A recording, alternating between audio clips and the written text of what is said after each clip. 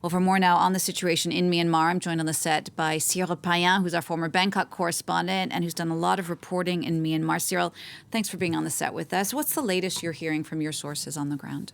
Well, some very bad news and with few images because we are talking about a remote village in northern Myanmar, around 150 kilometers away up north from Mandalay, which is the second largest city in this country, but also a stronghold of the resistance, of the rebellion, whether you call it. But as you mentioned, Jenny, I've been personally working for 30 years in covering the civil war in this country, and it's quite very desperate to have a succession of tragedies and this country falling down, going from bad to worse. So it looks like if it's confirmed, because again, it's quite difficult to get very hard news from sources there, but it could be probably the worst attack by bombardment from the Junta since it took over the country 2 years ago. We're talking about dozens of children which have been killed. So now, which is also quite new, the spokesperson of the junta confirmed, as you said this morning, that it was actually,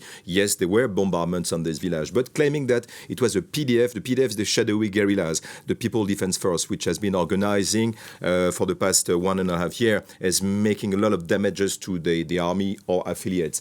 The thing is, we are also celebrating the New Year in this country, and it's hard to believe that these 40 or 50 or so children which have been killed, not mentioning the terrible footage we have, are pictures from women, men, obviously civilians, which have been totally killed and shot also by the Mi-35 military choppers, are members of the guerrillas. So it's the reality in Myanmar, and it's quite tragic at this point.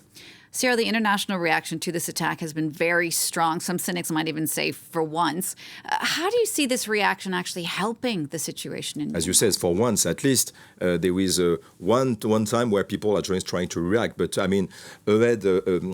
beyond this outcry, which is coming from America, from Europe, from the neighboring countries, what is going to change for the reality of the people in this country? You have over 20,000 people who are political prisoners in the country since the coup, journalists, activists, students, normal people, maybe 10,000 people killed, hundreds of thousands of people displaced, and it looks like this country, this war is just too far away. Ukraine made a kind of a damage regard of the help from the international community, but it doesn't explain everything. But diplomatically, the thing is, the godfathers of Myanmar are China, which is also providing a lot of help, military speaking, and Russia. So nothing will move. Beyond this kind of statements, even if they are this time at least quite strong.